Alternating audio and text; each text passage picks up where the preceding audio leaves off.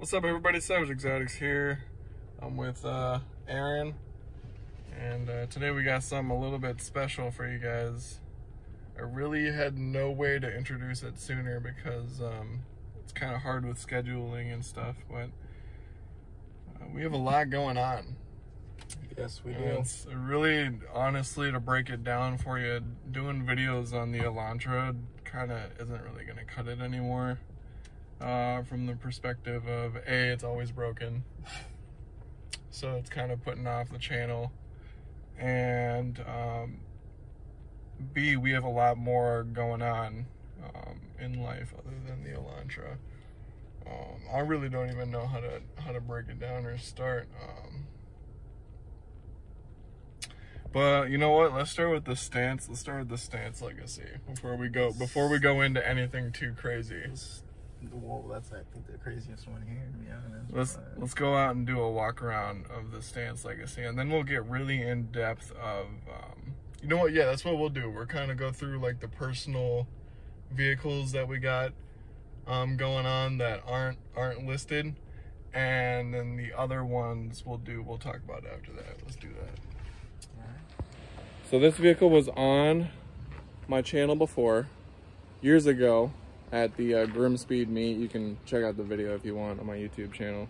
It's just like a kart meet for Subarus and stuff. And this was there years ago, and I think it'll go to one show every year. We'll maybe drive it. Aaron will maybe drive it like 25 miles a year. I've really never seen this thing drive, and we took it to a car show yesterday. The biggest issue with that is that the car's not complete. It's nowhere near complete. So trying to take a project car out on a trip is, especially one that's the way this one is. And they had him fucked up yesterday too, because they wouldn't let me get in. But I mean, if you look at it, it's pretty rough. So I'm not like totally upset about it. Well, let's check it out. Kind of give like a brief description of all what you got going on basically as of now, because I know it's a lot different from, I mean, I don't know, we don't really show this much, so I guess nobody really knows about this car on the channel, but. So, this car I got from a junkyard, and they were gonna throw it out, or they were gonna part it out, and I wanted it as a parts car for my other car that I was building, which was red, which is why that front bumper's red. That was the red legacy that I had on my channel years ago as well. So like some of the parts kind of transferred over to this car. He's just a big legacy guy. Yep, so then what ended up happening is the red legacy had wiring issues, and it just wasn't worth. I went to a shop and they said, we're gonna charge you $100 to tell you it's better for you to do it yourself. So ended up just junking that one. Switched over to this one, did everything I wanted to do with the red legacy initially. Still not finished. I got flares that are going on the rear, and those flares are monsters too. Yeah, they're pretty big. This thing's still a work in progress. We should put that big work in progress sticker on the back here. It's got one. Oh.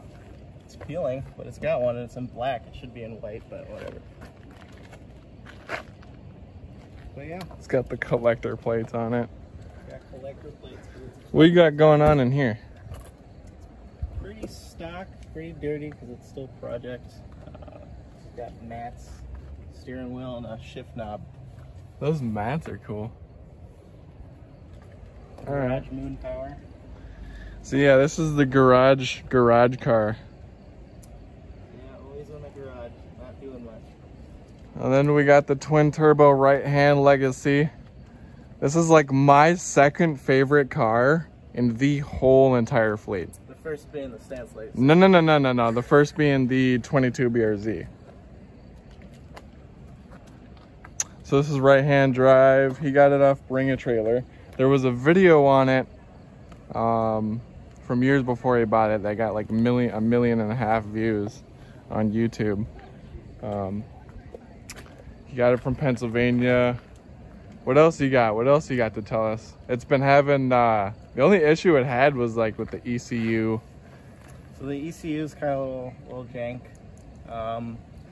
The way they routed the turbo couplings is a little jank, and that's had some issues. But overall, it's been fine. This thing's pretty rock solid. We've taken it on some pretty long trips for It's an older car. It's been from Pennsylvania to Minnesota in the middle of a winter storm, so it's solid, but rock solid for a 20-plus-year-old vehicle. For a 20-plus-year-old vehicle that was built in 2012, that's gone through one motor, allegedly. Got the STI interior in here. This car's just absolutely beautiful, guys. And then one that I just picked up, the 01 Lexus IS300. I have no idea why I bought it. It was just a buddy who was selling it that needed the money, so I was like, bet. And you know what? I fell in love with it. We got the caliper fixed because it was vibrating pretty bad. What happened is he was like, oh, it's a poor man's Supra. That's what I'm going to get a 2JZ. 2JZ is awesome. Everybody that I have dude, a 2JZ. It is so amazing the way it sounds in higher. Tell me it doesn't sound good. Sounds weird. Look at the camera. Look at everybody watching right now and tell them the 2JZ sounds weird. It sounds weird. And the Lexus, because it's not the actual, I don't know the model or the engine model, but it's not the right 2JZ. It's not the turbo one. It's still a 2JZ. But it's NA, so it's boring. Fine. So then that car is boring. Which one? Right there. That car is boring because that car's NA. That car is boring because that car is NA. The Elantra's boring because it's always broke. Anyway, so I bought this Lexus. It's pretty nice. Still some things to fix on it. The AC blows ice cold. That's what I really like about it. And you can go about 30 miles on it before you start having issues and before she starts requiring more money for use. Magical the way Lexuses work. Pretty much. You also don't drive it like a stance car. How do I drive it? I drive it slow. No, you do not. How do I drive it? You drive it way too fast. You drive it like you drive the GLA and the Elantra, and both of those are broken, so. Okay. So he's just being mean, so we're not gonna talk to him for a while. Fair. So how do we introduce, so basically, you know what, I'm just gonna say it.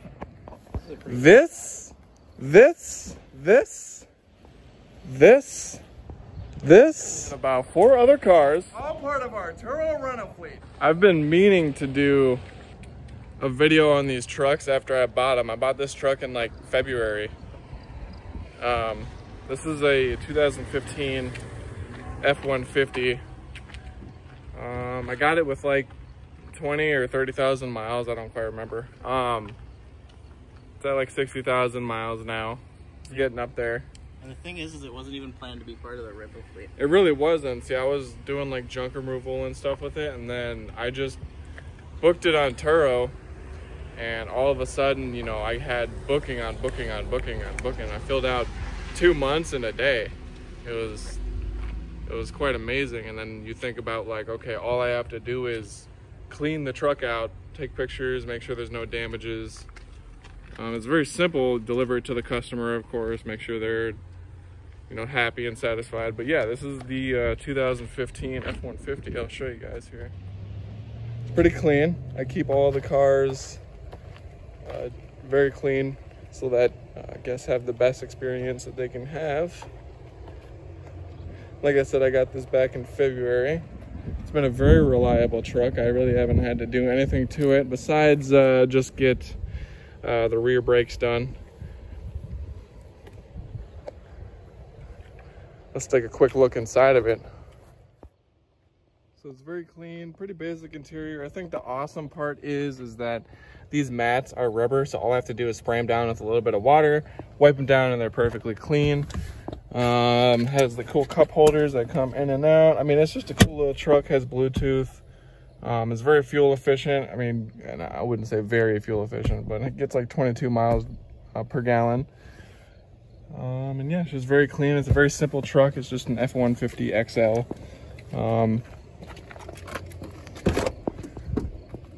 It's very simple and it gets booked out all the time. This is one of the most popular vehicles that I have in my fleet.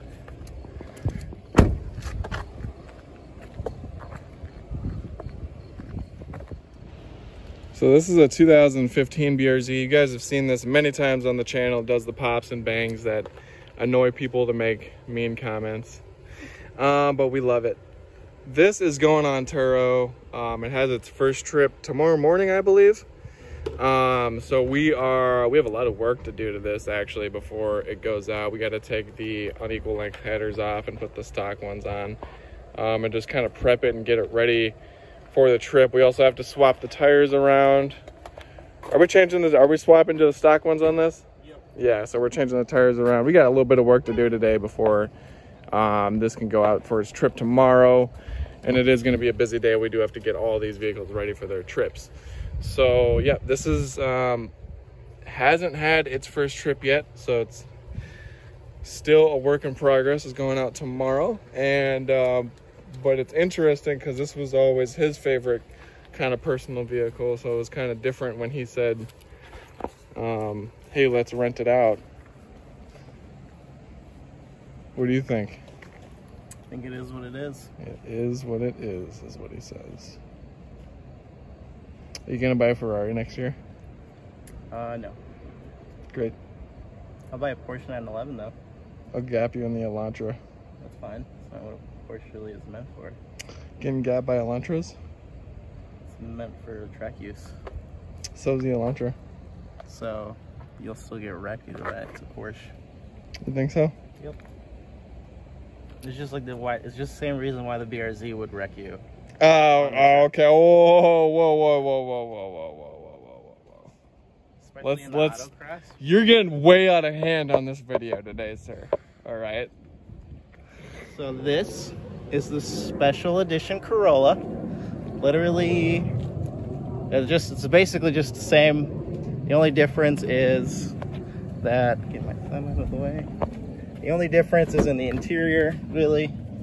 So it's got the special edition floor mats. It's got red stitching interior. It's pretty nice. It's got sport button. Sport mode makes it a little bit preppier. Sport mode.